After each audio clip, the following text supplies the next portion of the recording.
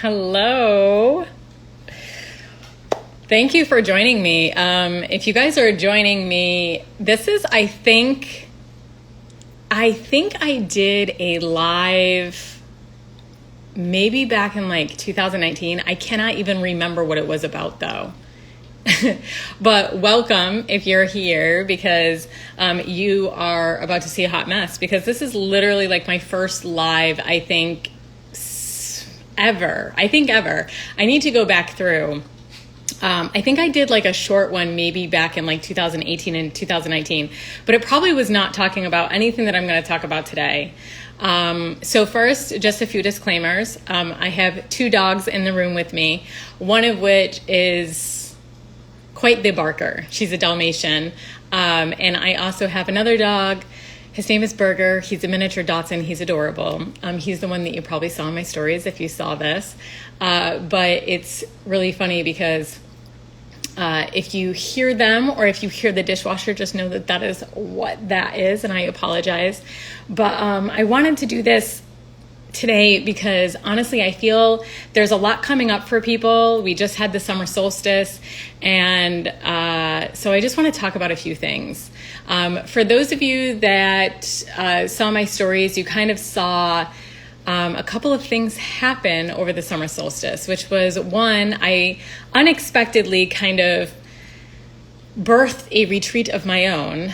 And then within a few hours of actually posting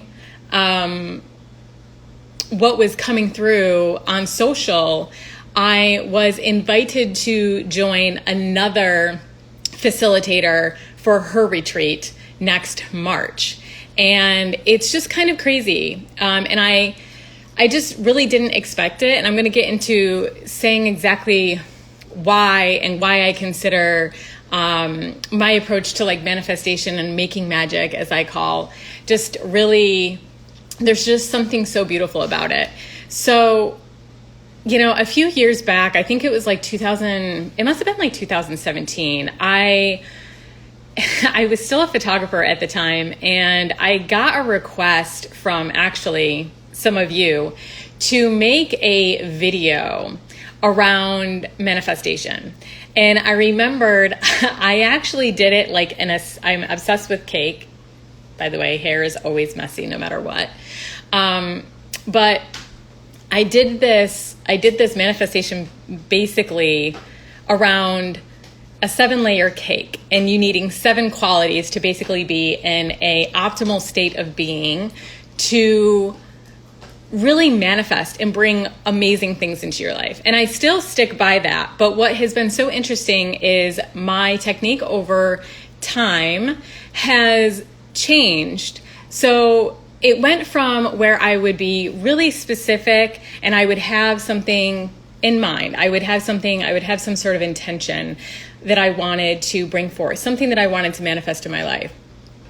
And, you know, after I exercised this and I kind of got to exercise that muscle, so to speak, of being able to set an intention and just be in what I consider an optimal state, which to me, the optimal state is alignment. 100%. It's really about, honestly, just being completely okay with everything as it is right now. The minute, unfortunately, when we hold on really, really tight to our desires, we create resistance to actually receiving them because we believe that there's such thing as separation. We believe that our desires, the things that we want, are actually separate from us when actually they are us. I don't want to get too deep into all of that here because I've done several podcast episodes, which you can find if you go to the link in my profile. The one I think is called Manifestation, and then the other one is called In the Pursuit of Magic. But what I do want to say with this specific manifestation of the retreat, when I said little to no effort, I didn't even really have any intention of hosting a retreat. I honestly had a dream the night before that I was traveling and that it was something that I really shouldn't be. I remembered saying to the person in my dream, I can't believe that I'm doing this, because to me it was such a big risk financially and just in terms of like visibility. And what was really interesting is upon just like going through my day that morning, I just started to see this thing come together where I felt that it was, going to take place in a location that kind of looked or felt like Tahiti. And then it was with that, there was just this flood of feelings and I want to say qualities that came through. And then from that, it was what I wanted to offer. And it was just kind of crazy because I was in this very like creative channeled state. And then within a few hours, I actually just I was posting all about that here on Instagram. And then I had checked another coach that I follow, and she coincidentally had already had a retreat that she had already planned for 2023, and somebody else had inquired whether or not she was looking for co-facilitators for a different retreat. And she said, well, actually, I'm all good on that one, but I do have this one. And so really, it wasn't even I that asked, it was somebody else that asked, and I merely responded and said, hey, this might be something that I'm interested in. And then, fast forward a couple of hours, we went back and forth a little bit here, we got on a video chat, and it was a fuck yes for both of us. And so that's really, to me, like manifestation is really just about being in the optimal state of being completely open. Not being so strongly tied to what it is that you desire. Because oftentimes, I don't know about you, but I have manifested so many things that I desired, and then I realized either that I didn't want it wasn't for me, or you just learn that nothing really brings you lasting fulfillment anyway. So that's where, to me, manifestation actually became more fun, because it wasn't so much about like acquiring the thing that I desired or achieving the thing that I desired. It became more of like, there was more playfulness, there was more magic, because I was able to just trust that the universe knew it had been collecting all along. It's just like sitting there, right? It's like watching us. It's taking notes on what we love and what we're good at and what we're naturally talented and gifted with. And so it was just kind of beautiful, because I've seen on multiple occasions, including this one, the universe just took multiple loves of mine, multiple talents, multiple abilities, and just kind of created this beautiful little container for me to present that into the world. And this has happened on many occasions. And I think what's interesting, and I think where a lot of people can get hung up, is if you allow the universe to actually do the work, if you allow the universe to present something to you, it can seem really intimidating, because you're not even understanding how something so rich, how something so valuable could have kind of fallen in your lap. And it can be quite a leap. It can be a jump. I remember when I was asked, I felt called literally by the universe to start a podcast back in 2020. It was right in January. It was the beginning of January of 2020, 4 months before we were all supposed to lock down. And I literally just kept going. I remember I kept I went to the hairdresser, and she would tell me, we would get in great conversations, and she would say, you should start a podcast. And then I would go talk to someone else, and they said, you should start a podcast. And I kept getting these hits. And I wasn't in a rush, but slowly but surely it just formed. The person that was to engineer my podcast just came forward. And again, it was really weird to me, because it wasn't something that I had desired to actually do. It's not like that I sat out 10 years ago and I said, you know what, one of the things that I want to do someday is host a podcast. That was not even on my radar. But there's been so much growth and so much activity and so much beauty that has come through it. Not only, I feel like more so with myself. I can't speak from the people that listen, but through through just my experience, I've learned so much, and it's just been a huge experience. But I think, that's the beauty of just being able to kind of become more relaxed and not so hyper focused on what it is that you desire. It doesn't mean that you can't desire those things. I believe having passion and desire is at the root of our expansion. And I don't believe in shaming ourselves over desire. I think that it's actually how the universe gets to know itself. But I think sometimes if we can kind of fall back, the universe just kind of beautifully manifests something that we're not even aware that we actually want. And it wasn't until, honestly, it had all come through me that I was like, fuck yes. This is not something that I consciously, it's not, like I said, it wasn't something that I consciously desired. For those of you that have followed me along on this path, I was a photographer. And then I found, I did kind of feel like I was starting to shift around 2017 and 18.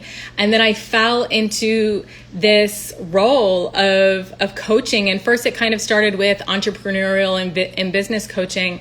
And then it just morphed into psycho-spiritual coaching. And so it's just weird. It's weird to kind of find myself being propelled into this and yet being fully supported and also just presented with freaking amazing opportunities that I didn't even consciously decide that I ever even wanted, because I hadn't even gotten there yet. So I want to kind of talk about, I want to go into a little bit more when I talk about optimal state and what I think was really helpful for me. Like I said, I did a YouTube video back in 2017, where I did like what I called the manifestation, like 7-layer cake. And some of those things still hold. Like I said, I've kind of shed a few of those things because I'm not so hyper focused on like seeing if I can actually get what I want. I feel like I can get what I want, but is what I want really what I want? So I've become far more lax. But there are some elements that I think still hold true. And one of them is acceptance where you are 100%, and gratitude for where you are. To me, those two things just go hand in hand. I feel like you truly can't have gratitude for where you are until you fully accepted where you are. And the one thing that I have seen, and I've seen this play out with communication with how the universe responds. And I've said this for the longest time. God, universe, source, whatever you call it, it loves to be seen, heard, and communicated with. It wants your appreciation. It wants love. What is love? Love is simply alignment. Okay? And alignment is harmony. So that's what the universe craves. The universe craves harmony. It wants your appreciation. It wants your love. It wants your attention. It wants your communication. It deeply desires connection. It deeply desires for you to see it and value it and see that you are an actual integral part of it, that you're not just, it's not an authority thing. It's not like the universe is up here and you're down here. When you start to level and you start to realize, you start to take everything that you're desiring off the pedestal and you start to just see it as an equivalent, because it's really just an extension of you, because everything is just an extension of source, right? Every single thing that we see here is just a byproduct of source. That's it. So when you sit there and you're craving, say, you want to travel, or you want to make a certain amount of money, the minute that you can align your energy with the energy of everything else, the minute that you recognize that those things that that you're the one that's actually responsible for placing the value, that we as a society have also placed a value, the minute that you realize that, the minute that you say, you know what, I'm the one that is perceiving that is deciding how to perceive these things. I'm deciding how valuable these things are. Doesn't really mean that they are, but you're the one assigning the meaning and the value. So the minute you recognize that you're the one doing that, the minute that you can bring the amount of money that you desire down, the minute that you can see everything is energy and see you as equivalent to everything, it's all on the same level. It's all on the same playing field. You're level with everything. And so nothing is out of grasp. You know, it's funny because the questions that I got the other night were, it was so funny because I got transparency around like how the retreat manifested. And then I got a lot of people are feeling unworthy because they're being asked to really take a leap and jump and all of those things. And it's so funny to me because manifesting, obviously, and worthiness go hand in hand. The only reason why you believe that you are unworthy is because you believe that you are separate from everything. You are not separate from everything. You are the same value as everything. An ant has the same value as you. A leaf on a tree has the same value as you. My dog, Molly, is bigger, but she has no greater value than Burger. And you wouldn't ever, I mean, it's so funny, right? If you're a parent, we wouldn't ever sit there and say, oh, this kid has more value than this kid. We know this to be true when it comes to things that we kind of see as dependent on us, but we don't perceive it as true when we're adults walking around, you know, going through our day to day. We don't see that. But when we do, then we can sit there and say, you know what? I am just as worthy as everything else here. I am worthy because I am here. If you were not worthy, you would not be here. And the only reason why you question your worthiness is because you think that there is a difference. You think that there is separateness. There is no separateness. It is all connected. And so when you start to see that connection, and you do that through building a relationship, an actual communicative relationship with everything around you, you start to see that. And then it just, that gap that you have in your head between you and the thing that you want, not to sound like Leonardo DiCaprio from Wolf on Wall Street, but that gap that you're perceiving, it just like closes. That's what, you know, in the spiritual community, when they talk about collapsing time and space, that's what that is. It's just alignment. It's just understanding that there is no gap, that the gap is really just something that you're choosing to perceive it that way. It's just like time.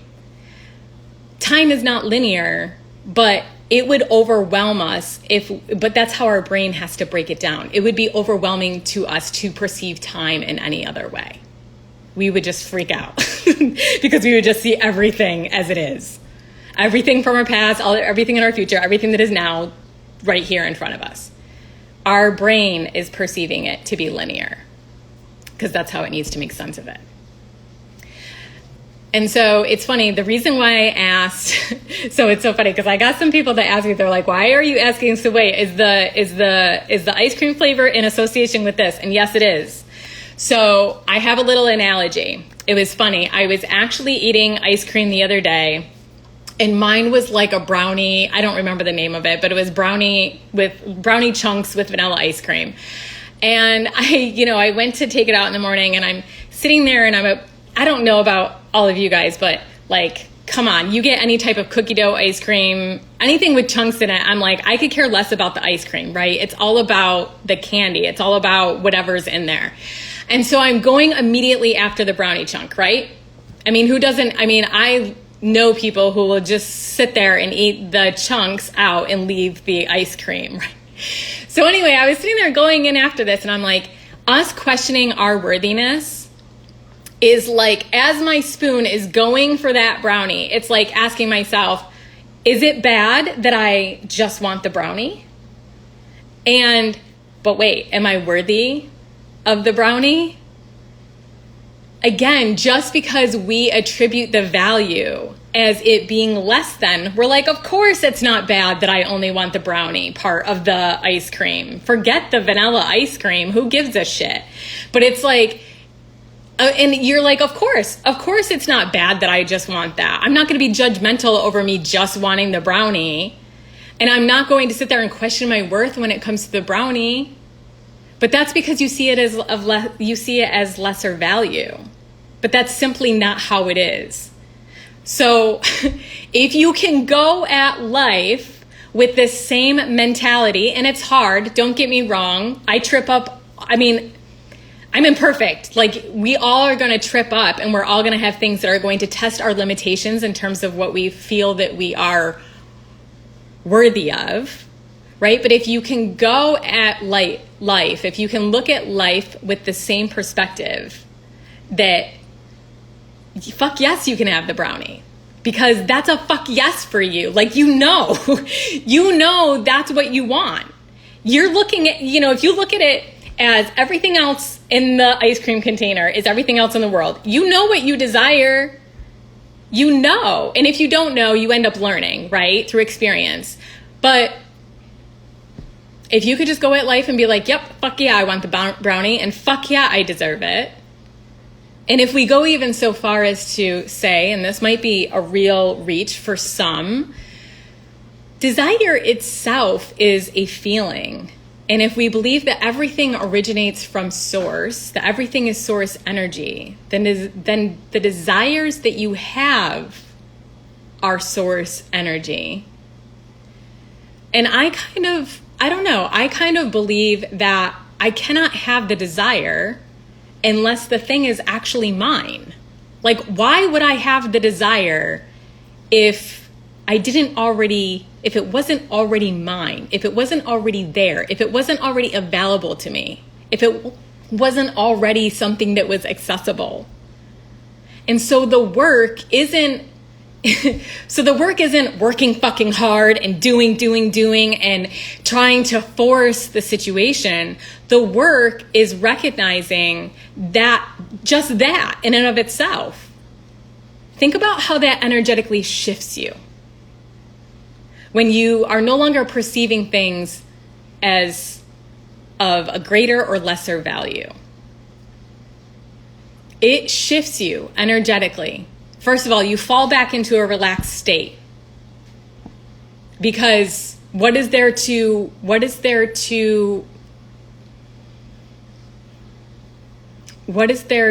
like work so hard for? Like what is so, where is the drive coming in? If you know that the desire is rooted in source and that it's being channeled through you so that you can experience it, because that's what source is always just trying to do. It's trying to learn itself through you, but it does it through negation. So, for example, source comes through you as you feel it as a desire. You then align with that thing, you experience that thing, and source is like, okay, I'm not that. I'm not this body, I'm not this mind, I'm not this desk, I'm not the computer that I'm sitting in front of, I'm not the phone, I'm not any of this. And it does that over and over and over and over again, because it's infinite. And that's why when we talk about infinite possibilities, there are infinite possibilities. Because nobody has ever experienced them all. We haven't experienced them all yet. So yes, if you can, going back to my analogy, if you can go back and look at life as you don't need to value anything higher than yourself. There really is no such thing. You are here, you are inherently worthy. Period. End of story. And so when you wake up, or when you're experiencing something and you're literally like, pinch yourself, like, how the fuck did this come to me? How the fuck did I manifest this? How am I worthy of this? Is this real? Just say to yourself, you know what? I'm inherently worthy because I'm here. I wouldn't be here and I wouldn't have these desires if I wasn't here to create them and bring them into this physical form. You are, as much as we use the word, yes, you are a co-creator. But I have felt very strongly as of recently that it is really important for us to understand that we are God essence. That we are not, people say like, oh, we're just an extension of God, or we're an extension of Source. First of all, get rid of the word just. And it's not that you are a lesser than version of God's source energy. You are an extension, period. So you are, in essence, a creator. That is what you are here to do. So there's no rank in worthiness. It's not like somebody sat there and said, oh, this person has more God essence than this person. No. Your hearts are beating. By what? You have no idea. You're not saying, oh, please heartbeat. Please do that for me. You're not saying, oh, air, please stay clean so that I can continue to inhale and trust that I'm going to be able to be here. We're not running the show. So enjoy it because it wants to play with you. It wants to move through you. And so really your job is just getting into that optimal state of allowing, of accepting where you are and just fully seeing yourself as worthy to the best of your ability, and to acting on that fuck yeah. Because that excitement is energy. It is source energy coming through you saying, yes. Source energy is like, yes, I want to experience this, and I want to experience it through your eyes. I want to experience it through your hands. Okay. Now, I'm going to break into a whole nother topic. And it's funny because this was a question that I actually got in a coaching session, and it's repeatedly come up. So I feel like it's, again, part of the collective energy right now. I have been asked a lot because there's this circulation. I've seen this many times myself throughout the spiritual community of, there's this question of like, are we supposed to want our partners to fulfill our needs, or are we like completely supposed to be independent in that? Are we codependent if we look to them at all to help us fulfill our needs? What's the deal there? And so, I don't know. It's kind of weird because I've seen it circulating a lot in the dating and relationship like advice atmosphere, where it's like, when did it be cool for people to be like, oh yeah, no expectations, or I don't have any needs. I'm going to play small. I'm going to pretend like, yeah, we can be talking, we can be dating. I'm not going to expect anything from you. I'm not going to need anything. I'm not going to, express that. And I feel like it's kind of just become, I feel that there's been a real, I want to call it like just a reflection to people like, hey, like, yeah, don't have needs. Don't have expectations. You're not spiritual if you have expectations. You're not doing your work if you have needs. And I'm just going to call it out. That is like the biggest fucking BS ever. It's the biggest BS because this is part of the human experience. You are a spiritual being having a human experience. Okay, you came into this world to experience what it is like to have needs and desires. So fuck yes. Now, this is what I'm going to say about like where it gets codependent and where I think it's inappropriate. I believe, and this is what I'm teaching in Radical Love, I believe that every single one of us needs to start with our relationship to ourself, because I believe the relationship that we have to ourself is the relationship that we have with everything, not just other people, but our careers, our everything.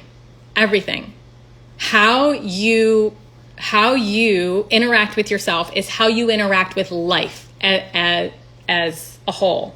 So I think it's really important for us to understand what our triggers are, understand what our traumas are, right? Understand where we need healing. I think that it is a positive thing for us to create an emotional process for ourselves so that we can then invite other people in on that emotional process. And to me, that is essentially what is happening. So when you create this relationship with yourself and you truly understand where your needs and your desires lie, then we can come to another person and we can say, look, I'm completely fulfilled and I can create this for myself. I can hold myself. I can hold space for myself, but I'm not going to be perfect in that. And I would love your help. And so, whenever I get this question of like, is it codependent for me to expect another person to me, in essence, be loving towards me, or for them to kind of help me? No. You should want somebody who is willing and capable. Does that mean that they're going to be perfect? No. But again, you can't expect, I always say you can't really expect something from somebody else that you can't give yourself. And I think it's just really important to understand, wait, can I give this to myself? Because the other thing too is if you can't give it to yourself, then how are you not only be able to identify and articulate it to another person, but how are you going to be able to possibly teach them if that's what needs to be done? Because we all have different ways of wanting love and expressing love. And so if you're not even aware of the fact that you like to be alone when you're upset, then how can you, one, articulate that, identify that capability in another person, or if they're willing, ask for it? But I just want to 100% validate that we should all aim to be with partners who are willing and capable of being able to meet us in that way. And I think having those conversations are really, really, really important before, honestly, you get serious with someone. But it is not codependent, and I don't know when it just became like super cool to have no expectations of anybody. Because if you think about it, it really doesn't make any sense long term. Who is going to wipe your ass when you are 80? Like, you're always going to have needs. To say that you're never going to have needs is just, you're literally just, you're just like ignorant of the entire human experience. It's just completely an unrealistic ask. I mean, if you are that spiritually enlightened, then great, but most of us are not. So that's where I'm standing on that issue. But anyway, any questions? I know that I kind of like ran through that all. But yeah, I just wanted to cover these things because they were requested, and I'm hoping to do more of these. I'd be really interested to know if you guys are interested in any meditations, maybe some mini shamanic journeys or excursions. Yeah, just some things that I'm thinking about. But more information around the retreat next March will be coming, I believe, probably in the next couple of weeks. It's very, very exciting. I know that I'm super stoked, and it is going to be delicious. Like, it's just beautifully forming into this very luscious week of offerings. It's just like slow flow. It reminds me of like, I don't know. There's beautiful, like, rejuvenative restoration sessions, but then there's restorative sessions, and then there's like just time to like laze around like a whole bunch of goddesses in a hall. Like, that's what it reminds me of. So anyway, if you have interest in that, stay tuned. I'll be posting about that stuff later, but Thank you for joining me for like my first live in, I think, ever. I really cannot remember if I did one back in 2019. And again, it probably was just something on the fly that was maybe having to do with photography. I don't know. But anyway, thanks guys. I hope you have a good night. Much love.